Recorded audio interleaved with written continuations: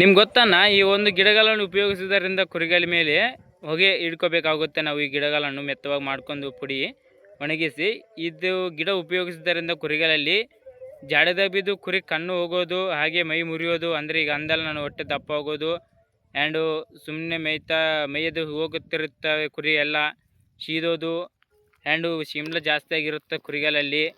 ಹಾಗೆ ಕುರಿ ಏನಾದರೂ ಮೈದ ಸುಮ್ಮನೆ ಹೋಗೋದು, ಹಂಗೆ ಶೀದ್ಕಂತ ಸುಮ್ಮನೆ ಓಡಾಡ್ತಿರ್ತಾವೆ ಕುರಿ ಆ್ಯಂಡ್ ಕುರಿ ಕೆಚ್ಚಲ ಸಮಸ್ಯೆಗಳು.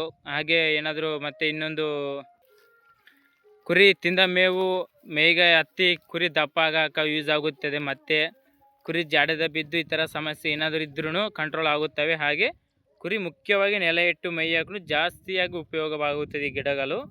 ಈ ಗಿಡ ಯಾವ ಥರ ಯೂಸ್ ಮಾಡ್ಕೋಬೇಕಂದ್ರೆ, ಈಗ ಫೋಟೋಸ್ ನೋಡೋಕತ್ತೀರಲ್ಲ ನೀವು, ಈ ಗಿಡ ಈ ಓಸಿ ಗಿಡ ನಾವು ಒಣಗಿಸ್ಕೊಂಡು ಮೆತ್ತವಾಗಿ ಮಾಡ್ಕೊಂಡು ಸ್ವಲ್ಪ ಒಂದು ಥರ ಮೆತ್ತವಾಗಿ ಮಾಡ್ಕೊಂಡು ಮುಂಗಾರು ಕಟ್ಟೆ ಅಂತ ಕರಿತೀವಿ. ಈಗ ವಿಡಿಯೋದಾಗ ನೋಡ್ತಿರಲ್ಲ ಈ ಕಟ್ಟಿಗೆ ಗಿಡದು, ಈ ಗಿಡದ ಒಣಗಿದ್ದು ಕಟ್ಟಿಗೆದಾಗ ನಾವು ಬೆಂಕಿ ಹಚ್ಚಿ ಸ್ವಲ್ಪ ಹೊತ್ತು ಆ ಬೆಂಕಿ ಆರಿಸಿದ ಮ್ಯಾಗ ಅದು ಬೆಂಕಿ ಬೆಂಕಿ ಕೊರ್ರು ಅಂತೀವಲ್ಲ ನಾವು, ಆ ಥರ ಇರ್ತಾವಲ್ಲ ಅದರಲ್ಲೇ ನಾವು ಹೊಗೆ ಇಟ್ಕೋಬೇಕಾಗುತ್ತೆ ಕುರಿ ಮಾಲಿ ಮ್ಯಾಗೆ. ಅಂದರೆ ಗಾಳಿ ಈ ಕಡೆ ಮೇಲೆಯಿಂದ ಬರ್ತದೆ ಅಂದರೆ ಈ ಕಡೆ ಕುರಿ ಇರ್ತಾವಲ್ಲ ಈ ಕಡೆ ನಾವು ಮೇಲೆ ಇಟ್ಕೋಬೇಕಾಗುತ್ತೆ ಹೊಗೆ.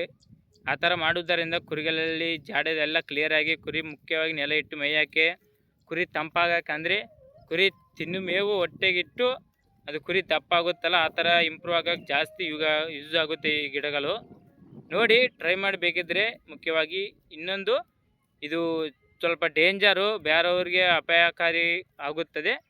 ದಯವಿಟ್ಟು ಯಾರೂ ಬೇಕಂತ ಮಾಡೋಕ್ಕೆ ಹೋಗಬೇಡಿ, ಇದು ಸ್ವಲ್ಪ ಡೇಂಜರ್. ಅದಕ್ಕೆ ನಿಮ್ಗೆ ಏನಾದರೂ ಸಮಸ್ಯೆ ಇದ್ದಪ್ಪ ಅಂದರೆ ಗಿಡ ಓಸು ಮಿಕ್ಸ್ ಮಾಡ್ಕೊಂಡು ಹೊಗೆ ಇಟ್ಕೋಬೇಕಾಗುತ್ತದೆ. ಒಂದೆರಡು ಗಿಡ ಅಂದ್ರೆ ಯೂಸ್ ಆಗೋಲ್ಲ ಕಂಪಲ್ಸರಿ.